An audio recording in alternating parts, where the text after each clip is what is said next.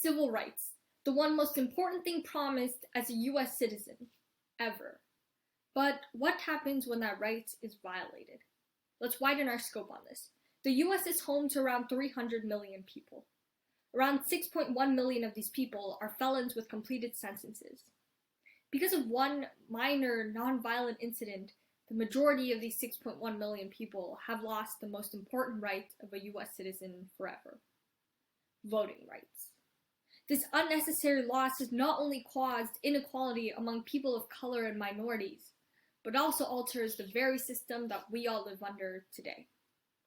So senators, millions of people, many of whom are our very own constituents, are begging us today to vote yes on this bill, a bill to end nonviolent felon disenfranchisement. There are three crucial reasons why you should consider affirming this life-changing bill today. First, disenfranchisement violates human rights and is utterly unconstitutional. As a nation, we strive for equal rights. In fact, we fought countless wars and lost countless lives over them. In 2019, NCSC.org writes that the right to vote is fundamental to our nation's democracy, should be guaranteed to each and every citizen. But why not give felons who aren't even involved in any violence the same amount of rights? Making one or two mistakes doesn't make them less human than we are. This discardment of rights for over 6 million American citizens violates the very Constitution our founding fathers wrote. Ratified in July of 1868, Amendment 14 grants every U.S. citizen the same fundamental rights. In fact, Section 1 of the amendment explicitly states that a state cannot restrict voting rights unless it shows a compelling state interest. A denial of one's promised rights is completely unacceptable. In 2019, scholar Alan Carlson voices that continuing to prevent a person from being able to vote when they have done their time really says that they have not yet done their time.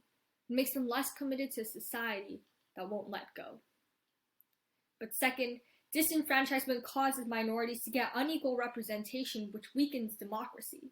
Experts from the Sentencing Project found that disenfranchisement policies altered the outcome of 7 U.S. Senate races from 1970 to 1998, as well as the 2000 Bush-Gore presidential election. Even if disenfranchised voters in Florida alone had been permitted to vote, Bush's narrow victory would have most certainly been reversed. On top of that, in April of last year, Newsweek.org wrote that disenfranchisement causes a racial disparity. Black people are 5 times more likely to get disenfranchised than white people, resulting in over 7% of the black population suppressed from voting rights.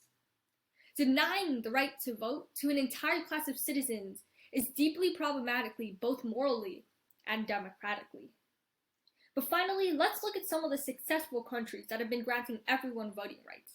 Countries like Canada, Sweden, Finland, South Africa, Ukraine, Switzerland, just to name a few, protect their felons' voting rights. This has resulted in better citizenship among their civilians, good democratic results, and amazing worldwide reputations. In June of this year, U.S. candidate Bernie Sanders replied to this by saying, comparing the U.S.'s position on guaranteeing voters' rights to countries around the globe, the U.S. is anything but a leader. Senators, it's time to follow our fellow neighbors in their humane acts and give felons an equal right and opportunity. America was built upon the idea of equality. So give us equality and stand with me in the firmest affirmation of today's bill. Because we need to unlock democracy, not just in the streets, but also in the cells. Thank you. All right, bill number 2. America strives to be a country of safety. It strives to be a country that values each and every individual, and it strives to be a country of respect. However, in 2019, the Anti-Defamation League reports that at least 49 innocent individuals were murdered as a result of domestic terrorism. How can one feel safe or valued or respected in a society like this? But we as Congress can change this by passing the Domestic Terrorism Prevention Act of 2020. Stand with me and affirm this piece of legislation because domestic terror across our country has influenced our country's development and demands a response from Congress, but also because this legislation is going to enhance the federal government's efforts to prevent and respond to domestic terrorism. So first, Domestic terrorism within our country, particularly from violent far-right extremists and white supremacist organizations, have caused a lot of brutality and demands a response from Congress. Right-wing extremists alone were responsible for over 150 terrorist acts, plots, and conspiracies that took place in the United States between 1993 and 2017. Over a dozen innocent civilians have been murdered by domestic terrorism in just a single year. We've seen far too many cases of hate crimes and murders stemming from these supremacist and extremist organizations. This cannot continue anymore.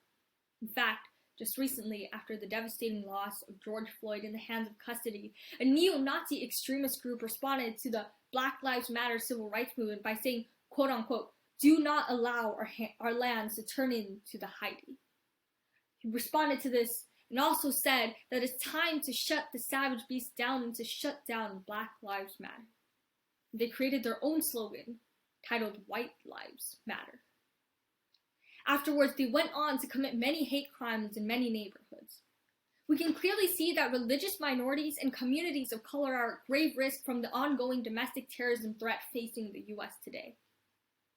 In fact, just last year, the Trump administration Department of Justice official wrote that white supremacy and far-right extremism are among the greatest domestic security threats facing the US. But secondly, this bill will enhance matters and increase the federal government's efforts to prevent, report on, respond to, and investigate acts of domestic terrorism. One of the main reasons why domestic terrorism still stands in this country is because we haven't had a respondent government that regularly assesses this huge threat. In 2019, the New York Times wrote that regarding domestic violence, over the past 25 years, law enforcement at both the federal and state levels have been slow to respond. But passing this legislation is just enough to solve the problem. The Secretary of Homeland Security writes in September of 2019 that this bill is not just a strategic framework for countering terrorism, but rather it addresses both terrorism and targeted violence. It makes new methods of creating a more comprehensive understanding of the challenge of terrorism and targeted violence both within and outside the federal government. Installing offices and interagency task forces are just what we need right now, and this is just what this bill promises. Senators, today we have looked at the crucial problems and the fatal attacks associated with domestic terrorism and discussed the solution this bill offers. I think we can all come to the conclusion that for the future of our nation, for the safety of our constituents, and for the lives that we lost, we must affirm the Domestic Terrorism Prevention Act of 2020. Thank you.